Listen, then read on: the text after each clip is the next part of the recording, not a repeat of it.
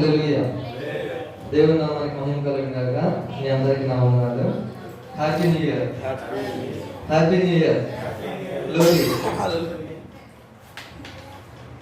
So మనందరికీ new year అంటే అందరికీ గుర్తుకొచ్చేది ఏంటంటే ఒక విషయం అందరికీ గుర్తుకు వస్తుంది. ఏంటంటే ఇంకా భోజనాలు ఏ కాకుండా, ప్రార్థన ఏ కాకుండా, అంటే ప్రతి ఒక్కరు జీవితంలో దేవుడి దగ్గర పొందుకుందామని ఆశిస్తూ ఉంటారు. అదంటే వాగ్దానాలు. అంటే ప్రతి ఒక్కరు చిన్నపిల్లలు కానీ, మనసులు కానీ, పెద్దవారు కానీ, ముసలివారు కానీ, ఎవరైనా కానీ వారి జీవితానికి కావాల్సిన వాగ్దానం దేవుడి దగ్గర పొందుకోని చెప్పి ఆశపడతారు ప్రతి ఒక్కరు. ఆ వాగ్దానం పొందుకోవడం వల్ల వచ్చే శక్తిని మనం అనుభవిస్తూ ఉంటారు. అంటే ప్రతి ఒక్కరు జీవించాలంటే దేవుడి దగ్గర వచ్చే మాట చాలా అవసరం. ఆ మాట దేవుడు మనకు కొన్ని వాగ్దానం ద్వారా ఇచ్చాడు. కొన్ని ఆయన మాటలు మనం ఆలకించడం ద్వారా, ఆయన ఆజ్ఞలు మనకి గైకోవడం ద్వారా మన జీవితంలో నెరవేర్చబడే కొన్ని ఉంటాయి. అయితే ప్రతి ఒక్క మనిషికి ఆయన వాగ్దానాలు ఎందుకు ఇస్తాడు? అంతేకాక మన జీవితంలో మనం సఫలం అవ్వాలంటే ఆయన వాక్కును మనం ఎందుకు చదవాలి అని మనం చూసుకుందాం. అయితే దేవుడు నా జీవితంలో చేసిన ఒక చిన్న సాక్ష్యాన్ని నేను చెప్తాను. ఒక చిన్న సంఘటన సాక్ష్యం. అయితే ప్రతి ఒక్కరి జీవితంలో దేవుడు ఒక ప్రణాళిక కలిగి ఉంటాడు. అంటే చిన్నప్పుడు అందరూ చదువుకుంటారు, పెద్దవాళ్ళు అందరూ చదువుకుంటారు. ఆ చదువుని బట్టి ఎగ్జామ్ రాసే వాళ్ళు ఉంటారు, కొంతమంది బిజినెస్ చేసుకునే వాళ్ళు ఉంటారు. కానీ దేవుడికి అనేది ప్రతి ఒక్కరి పట్ల ఒక సపరేట్ ఆలోచన, ఉద్దేశం, ఒక చిత్తం అనేది ఉంటుంది. అది ఎప్పుడైతే మనం కనిపెట్టి దేవుడిని అడుగుతామో అది దేవుడు వాళ్ళకి బయలుపరుస్తాడు. బయలుపరిచిందని ఎవరైతే విధేయత చూపిస్తారో, ఎవరైతే లోపడతారో వాళ్ళ మీద దేవుడు కార్యాలు జరిగిస్తాడు. అయితే అదేవిధంగా నేను నా జీవితంలో కూడా నా స్టడీ కానీ మొత్తం కంప్లీట్ చేసిన తర్వాత, కోచింగ్ తీసుకున్న తర్వాత కరోనా టైంలో దేవుడు నేను ఒక మాట అడిగాను. ప్రభు ఎన్నిసార్లు ఎగ్జామ్ రాస్తే నాకు ఎగ్జామ్ అవ్వలేదు అని అడిగితే, నాకు ఒక కళ ద్వారా దేవుడు మన సేవ చేస్తున్నట్టు, స్వార్థ ప్రకటించాలి నేను వాడుకుంటున్నట్టు దేవుడు నాకు చూపించాడు. అయితే నన్ను అడిగిన ఒక మామగారు కూడా నా దగ్గరికి వచ్చి, నేను ఆమె ఎప్పుడు మాట్లాడలేదు, ఆమె నా దగ్గరికి వచ్చానంటే దేవుడిని వాడుకుంటాడు బాబు, సువార్తకి దేవుడిని వాడుకుని చెప్పి ఆమె సెలవిచ్చింది. దానికి నేను లోపడ్డాను కాబట్టి అంతకుముందు నేను ఎగ్జామ్స్ రాసుకునేవాడిని, చదువుకునేవాడిని, కాలేజీకి వెళ్ళేవాడిని. అయితే ఆ మాటకు లోబడి నేను దేవుని దగ్గర రావడం కానీ, తర్వాత బైబిల్ కాలేజీకి వెళ్ళడం కానీ మొత్తం జరిగింది. అయితే మన జీవితంలో వాగ్దానాలు మనకి ఎప్పుడు నెరవేరుస్తాయి అంటే, ఆ వాగ్దానం మనం తీసుకుని మనం ఎప్పుడైతే దాని ప్రకారం జీవిస్తామో అప్పుడు వాగ్దానం నెరవేర్చబడుతుంది. అంటే దేవుడు వాగ్దానం చేశాడు కాబట్టి దేవుడు నెరవేర్చుకుంటాడు అని చాలా మంది అంటారు. దేవుడు నెరవేర్చుకుంటారు, కానీ దేవుడు చేసిన వాగ్దానాలు మనకు తెలియకుండా మనమే పోగొట్టుకున్నాం. ఎట్లా అంటే మన నోటి మాట ద్వారా మనమే పోగొట్టుకున్నాం. ఇప్పుడు దేవుడు మనల్ని ఆశీర్వదించాలనుకుంటాడు, దేవుడు మనకి ఆరోగ్యం ఇవ్వాలనుకుంటాడు, దేవుడు మనకి ఐశ్వర్యం కానీ, అభివృద్ధి కానీ ఇవ్వాలనుకుంటాడు. కానీ మన చుట్టూలో పరిస్థితులను బట్టి, మనకు జరిగే ఇబ్బందులు బట్టి మనం ఏమంటామంటే, నేను దేనికి పనికిరాను, ఓకేనా, ఈ రోగం నాలో ఎట్లా ఉంటుంది, నేను చనిపోయేంత వరకు ఈ రోగం నన్ను విడిచి వెళ్ళిపోదు అని మనం పదే చెప్పడం వల్ల దేవుడు వాగ్దానం ఏంటి, నేను నీకు ఆరోగ్యాన్ని ఇస్తాను, నేను ఆశీర్దిస్తాను చెప్పి దేవుడు వాగ్దానం సెలవిస్తుంది. కానీ మనం పదే దాన్ని పలకడం వల్ల ఏంటంటే మన నోటి పనులు మనం అనుభవిస్తాం కాబట్టి దాన్నే మన లైఫ్ లో మనం పొందుకుంటాం. ఎందుకంటే ఇప్పుడు మనం ఒక విత్తనం అనేది వేస్తే కొన్ని రోజులకి అది ఏమైంది, పెరిగి మొక్కయి ఫలాలు ఇస్తుంది. అట్లాగే మనం ఏం విత్తుతున్నాము, నేను నా జీవితం మొత్తం ఈ అనారోగ్యాన్ని నేను ఇలాగే ఉంటుంది, నాకు నేను అనారోగ్యంగానే ఉంటాను, నేను పేదరికంగానే ఉంటాను, నా వల్ల ఏం కాదు, నేను ఏం చేసినా దాంట్లో సక్సెస్ రాదు, నేను ఎప్పుడు ఫెయిల్యూర్ అని నేను పదే అంటం వల్ల ఏంటి, మనం ఆ సీడ్ అనేది మనం విత్తుతున్నాం, దాని ఫలాన్ని మనమే చేస్తాం. మన లైఫ్ చెడిపోవడానికి కానీ, మన లైఫ్ బాగుపడకుండా ఉండడానికి కానీ ఎవరో కారణం కాదు, మన మాటలే, మనకి తెలియని అవగాహన వల్లే మన లైఫ్ మనమే పాడు చేసుకుంటాం.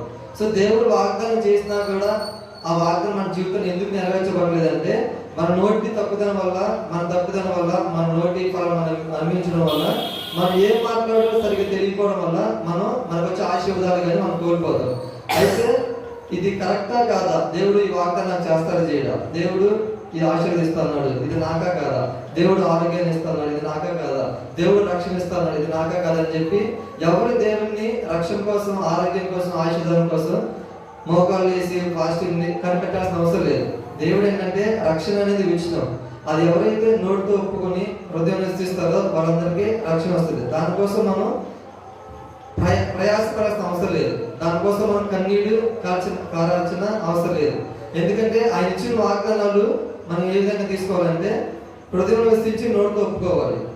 ఆయన వాగ్దానాలన్నీ ఫ్రీగానే ఇస్తాడు. ఇప్పుడు మన గిఫ్ట్స్ అన్ని ఫ్రీనే, వాగ్దానాలు కూడా మనకి ఇచ్చిన గిఫ్ట్స్. ఇప్పుడు రివార్డ్ అనేది పరుగు పందెంలో గెలిస్తే ఏమిస్తారు? మనకి రివార్డ్ ఇస్తారు, బహుమతులు, గిఫ్ట్స్. పరుగు పందెం గెలిస్తే పరుగు పందెం అనేది కాంపిటీషన్, మనం పరిగెత్తి మన స్వతహాగా మనం సంపాదించుకునేది బహుమతి, రివార్డ్ అవి.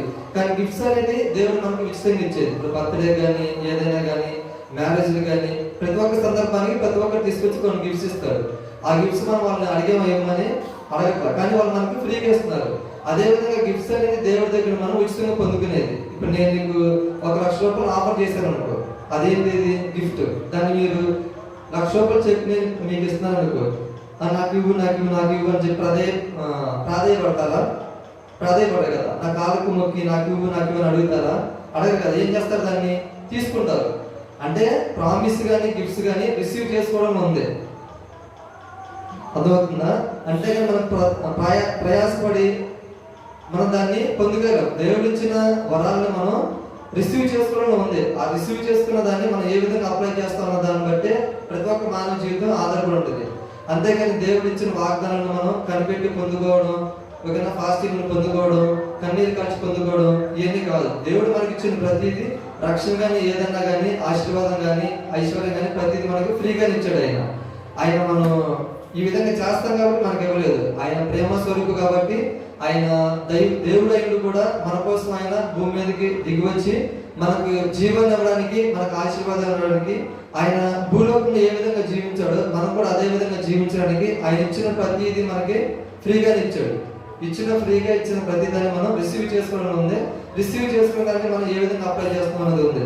అయితే దేవుడు ఇచ్చిందని మనం ఏ విధంగా అప్లై చేస్తాం, ఏ విధంగా రిసీవ్ చేసుకోవడం అని తెలియాలంటే మనం ఏం చేయాలి? ఇప్పుడు దేవుడు మనసు మనకు తెలియాలంటే ఏం చేయాలి? ఒక వ్యక్తి మనసు మనకు తెలియాలంటే ఆ వ్యక్తితో మనం సన్నిహితం చేసిన, ఆ వ్యక్తితో మనం ఫ్రెండ్షిప్ చేస్తే మనకు తెలుస్తుంది. అదేవిధంగా దేవుని హృదయాన్ని మనం తెలుసుకోవాలంటే మనం ఏం చేయాలి? చాలా మంది భక్తులు ఏమంటారంటే దేవుని వాక్యమే ఆయన చెప్తూ ఉంటారు. అంటే దేవుని వాక్యమే ఆయన చెప్తాం, ఆయన విల్లని కానీ ఆయన హృదయం కానీ చాలా మంది అంటారు. ఇప్పుడు దేవుని హృదయం మనం తెలుసుకోవాలంటే ఆయన వాక్యం చదవాలి ఖచ్చితంగా. అందుకే మనిషికి వాక్యం చదవడం అనేది, ప్రార్థన చేసుకోవడం అనేది 2 కళ్ళు అండి. ఒక మనిషికి 2 కళ్ళు ఏ విధంగా అవసరమో అలాగే ఆత్మీయ మనకు కూడా వాక్యం చదవడం అనేది, ప్రార్థన చేసుకోవడం చాలా ఇంపార్టెంట్ అనమాట. వాక్యం చదివితే దేవుడు మనతో మాట్లాడతాడు. ప్రార్థన చేసుకుంటే మనం దేవుడితో మాట్లాడతాం. కొన్నిసార్లు మనం దేవుడితో మాట్లాడిన తర్వాత మనం వాక్యం చదువుకోం. అంటే మనం ప్రార్థన చేసుకున్న తర్వాత ఒక 5 నిమిషాలు ప్రార్థన చేసుకుని మళ్ళీ బైబిల్ ఓపెన్ చేస్తే దేవుడు ఏం మాట్లాడతారో మనకు తెలుస్తుంది. మళ్ళీ ప్రార్థన చేసుకోవడం, మళ్ళీ బైబిల్ మనం చదివితే దేవుడు మాటలు మనకు ఆయన వాక్యం ద్వారా మాట్లాడతాడు. ఇప్పుడు ఏ వ్యక్తికైనా అనారోగ్యం ఉంది, అతనికి స్వస్థత కావాలి. ప్రభు అతనికి స్వస్థత మీరు దయచేస్తారా, అతను దయచేయని చెప్పి మనం 10 సార్లు ప్రాధాయపడాల్సిన అవసరం లేదు. అవునా? పేతురు 1:24 ఏముండదంటే నేను పొందిన గాయాల చేత మీరు స్వస్థత పొందుకొని ఉన్నారు. అంటే ఆయన పొందిన గాయాల చేత స్వస్థత పొందుకొని ఉన్నారని అంటే పొందుకుంటారని లేదు. అంటే వచ్చే కాలంలో రేపు కానీ ఎల్లుండే కానీ మీరు పొందుకుంటారని లేదు. నేను పొందిన గాయాల చేత మీరు స్వస్థత పొందుకున్నారు, స్వస్థత మీరు అనుభవిస్తారని చెప్పి వాక్యం సెలవిస్తుంది. అలాంటప్పుడు మీరు నాకు స్వస్థత ఇవ్వండి స్వస్థపరచండి అని చెప్పి అడగడం అది సరైన పద్ధతి కాదు. అంటే మనకు బైబిల్లో అవగాహన లేకపోవడం వల్ల మనం ఆ విధంగా అడుగుతాం. ఇప్పుడు నేను మీకు చెప్పే కదా 1,00,000 రూపాయలు ఆఫర్ చేశాను చెప్పారు, మీరు ఇవ్వని అడగక్కర్లా, నేను ఇచ్చిందని మీరు తీసుకోవాలి. అదేవిధంగా దేవుడు ఇచ్చిన రక్షణ కానీ స్వస్థత కానీ ఆశీర్వాదం కానీ మనం రిసీవ్ చేసుకోవాలి. రిసీవ్ చేసుకుని అప్లై చేసుకోవాలి. ఏ విధంగా అంటే దేవుడు నన్ను ఆశీర్వదిస్తాడు, దేవుడు నన్ను ఆశీర్వదించాడని చెప్పి మనం రిసీవ్ చేసుకుని మనం కన్ఫ్యూజ్ చేసుకోవాలి. దేవుడు నన్ను స్వస్థత దయచేసాడు, దేవుడు నాకు స్వస్థత ఇచ్చాడు, దేవుడు నాకు రక్షణ ఇచ్చాడు, దేవుడు నన్ను ఆశీర్వదించాడు అని చెప్పి నేను ముందే చెప్పే కదా. దేవుడు ఇచ్చిన వాగ్దానాలు మన లైఫ్ లో మనం కోల్పోవడానికి కూడా మనలోనే కారణం. ఏమంటాం మనం? దేవుడు నేను ఆశీర్వదిస్తానంటే నేను ఆశీర్వాదానికి కారకులు కాదు, నేను అనారోగ్యంతో నా జీవితం మొత్తం ఉంటానని చెప్పి మన నోటి ఫలాన్ని మనం అనుభవిస్తున్నాం. అదే విధంగా నేను ఆశీర్వదించబడతాను అని మనం ఆ సీడ్, ఆ విత్తనాలు వేస్తే ఆ వాగ్దానం కానీ ఆ వచనం కానీ మన లైఫ్ లో దేవుడు నెరవేరుస్తాడు. ఎందుకంటే దేవుడు ఆయన వాక్యానుసారంగా పనిచేస్తాడు. నా మాటను బట్టి వేరే మాటను బట్టి దేవుడు పనిచేయడు. ఆయన ఇచ్చిన వాగ్దానాలను బట్టి, ఆయన ఇచ్చిన మాటను బట్టి దేవుడు పనిచేస్తాడు. ఈవెన్ దేవుడు భూమి మీద ఉన్నప్పుడు కూడా సాతాను దేవుడి దగ్గరికి వచ్చి, నువ్వు నిజంగా దేవుడి కుమారుడు అయితే ఈ రాయిని రొట్టెలు చేసుకుని తినమని సాతాను చెప్తాడు. అప్పుడు దేవుడు ఏమంటాడు, ఇంతకు ముందే కదా నేను బాప్తిసం తీసుకున్నాడు, పరలోకంలో నా తండ్రి ఉన్నాడు కదా, ఏమన్నాడు, ఈ నా ప్రియ కుమారుడు నువ్వు వినలేదా, ఆకాశం పవన్ నా మీద వచ్చింది అవన్నీ నువ్వు చూడలేదని దేవుడు డిబేట్ ఏమి చెప్పలా సాతానుతో. ఆయన ఏమన్నాడంటే, మనుషుడు రొట్టె వల్ల మాత్రం కాదు కానీ దేవుడు నోటి నుండి వచ్చి ప్రతి మాట బతుకుతాడని చెప్తాడు.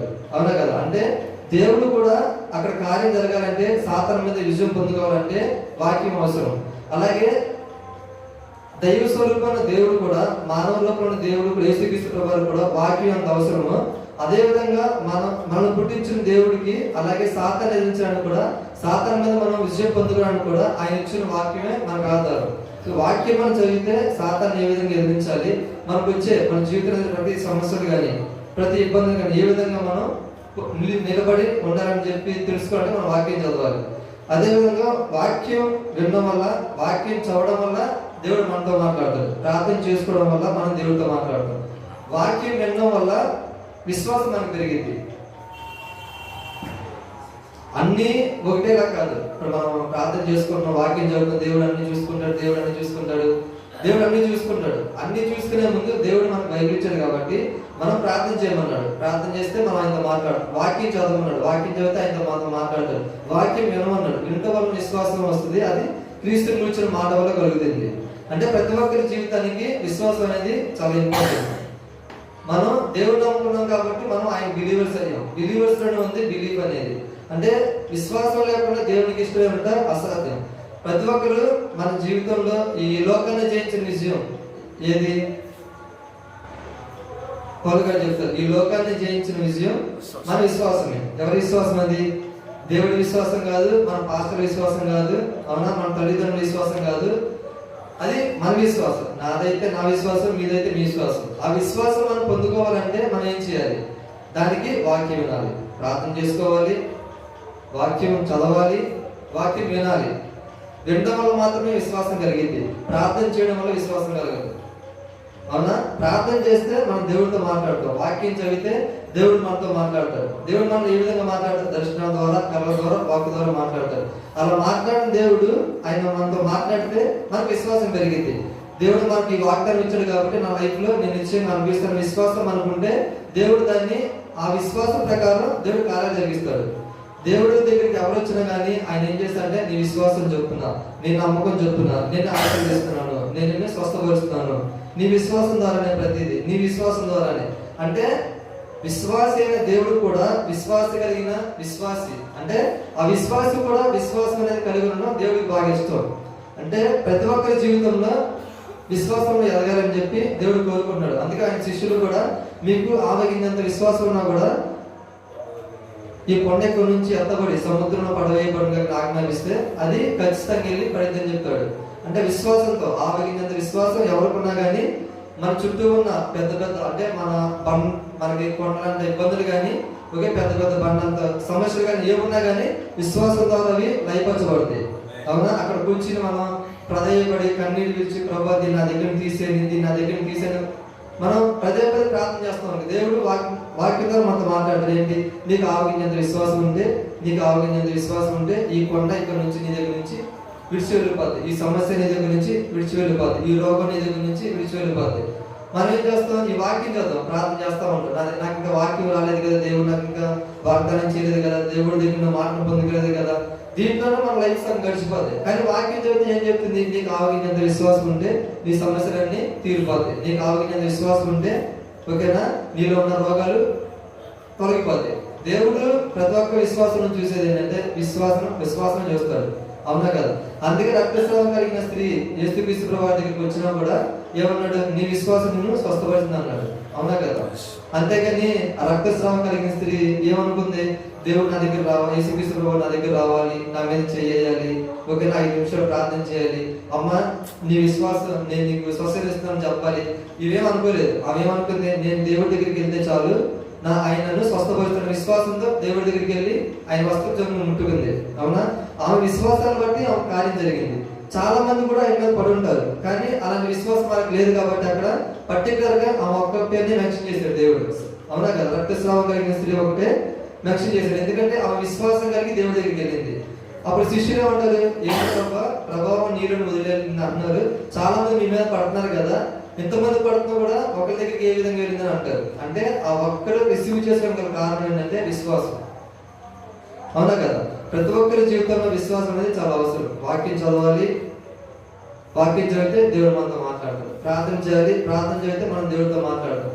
మనం దేవుడితో మాట్లాడినా మనకు అర్థమైపోతే వాక్యం ద్వారా దేవుడు మనతో మాట్లాడతాడు. ఆ వాక్యం ద్వారా దేవుడు మనతో మాట్లాడితే మనకి ఎట్లా తెలుస్తుందంటే మనకు విశ్వాసం ఉండాలి.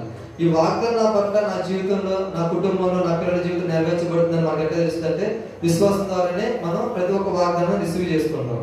అవునా కదా? అబ్రహాం యొక్క ఆశీర్వాదాలు అన్ని జనుల మన మీద కూడా పరిశుద్ధాత్మ ద్వారా విశ్వాసం ద్వారానే పొందుకున్నాం మనం. ఒకసారి చదవలేదు గలతీయులు రాసిన పత్రిక 3వ అధ్యాయం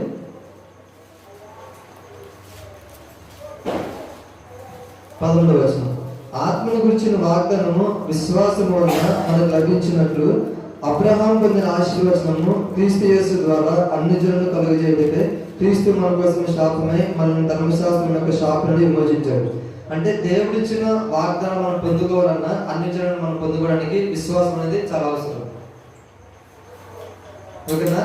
ఈ కొత్త సంవత్సరం అయినా కానీ ప్రతి ఒక్కరు ఒక నిబంధన, ఒక ఒప్పందం ఏంటంటే, నేను రోజు ప్రార్థన చేసుకుంటాను, రోజు వాక్యం చదువుతాను, ఎవరో ఒకటి మెసేజ్ ఉంటాను, ఖచ్చితంగా ప్రేయర్ ఉన్నప్పుడు ప్రేయర్కి వస్తాను. ఆ విశ్వాసం నేను ఏ విశ్వాసం అయితే పొందుకున్నానో ఆ విశ్వాసం ప్రకారం నేను జీవిస్తాను. మనకు విశ్వాసం పొందుకోకుండా మనం ఆ విశ్వాసం ద్వారా జీవించలేదు. అవునా? మనం వాక్యం ఉంటే విశ్వాసం మనలో పెరిగింది.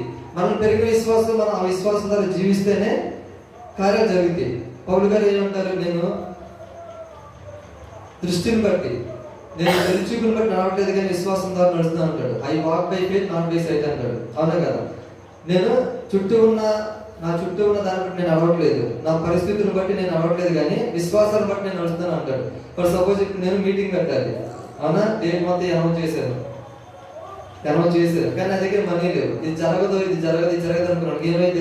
అది అట్లాగే జరగకుండా ఉండేది. అంటే అట్లా అయింది. కానీ విశ్వాసం ద్వారా నేను ముందడుగు వేశాను, ఇది జరిగిందని విశ్వాసం చేస్తే దేవుడు నా విశ్వాసానికి తగిన ఫలాన్ని దేవుడు ఇస్తాడు. అవును కదా? అట్లాగే ప్రతి ఒక్కరి జీవితంలో కూడా వాగ్దానం పొందుకోవడానికి, ఆయన ఇచ్చిన వరాలు పొందుకోవడానికి విశ్వాసం అనేది చాలా అవసరం.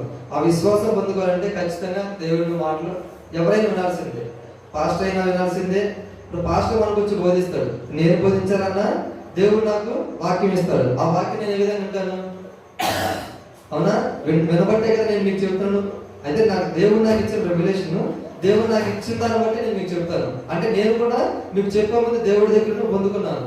అంటే దేవుడు చెప్పిన విన్నాను, ఆ విన్నదాన్ని నేను ప్రకటిస్తున్నాను. అంటే ఎవరు చెప్పినా కానీ, దైవజనం చెప్పినా కానీ, విశ్వాసులు కానీ ఎదగాలంటే ప్రతి ఒక్కరికి విశ్వాసం అనేది అవసరం. ఆ విశ్వాసం ఏ విధంగా వస్తుందంటే వింట వల్ల వస్తుంది, అది క్రీస్తు మించిన మాట వల్ల వస్తుంది. క్రీస్తు మించిన మాట విశ్వాసం ఇస్తుంది, లోకం ఉన్న వార్త భయాన్ని ఇస్తుంది. అవునా కదా? మన చుట్టూ ఉన్న రోగాలు మనం ఇవే వింటున్నాం అనుకో, నాకు కూడా వస్తుంది ఆ రోగం, నాకు కూడా వస్తుంది అని చెప్పి రోగం, ఇదే మనలో భయం ఉంటుంది.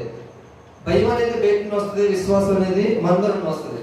అది మనం మాట వింటాం కాబట్టి, ఆ మాటను మనం భద్రపరుచుకుంటాం కాబట్టి, మన హృదయంలో మన నోట్లో ఉంటుంది కాబట్టి, ఆ వాక్యం మనం విశ్వాసంతో కలిగితే దాని ఫలం మనం నిశ్చయంగా అనుభవిస్తాం. ఓకేనా? ఈ నూతన సంవత్సరంలో కానీ మన జీవితకాలం మొత్తం కానీ ఇలాంటి విశ్వాసం ప్రతి ఒక్కరు పొందుకుని, ఓకేనా, మన చుట్టూ ఉన్న కొండలు కానీ, పెద్ద పెద్ద కొండలు కానీ మన దగ్గర తొలగి వెళ్ళిపోయేంత మౌంటైన్ రిమూవింగ్ ఫెయిత్ అంటారు. అంటే కొండలు సైతం కదిలించగలిగిన విశ్వాసం ప్రతి ఒక్కరు పొందుకుని ఆ విధంగా జీవించాలని ప్రభు పేట మనం చేస్తున్నాం. ఓకేనా? దేవుడి వాక్యాన్ని దీవించండి.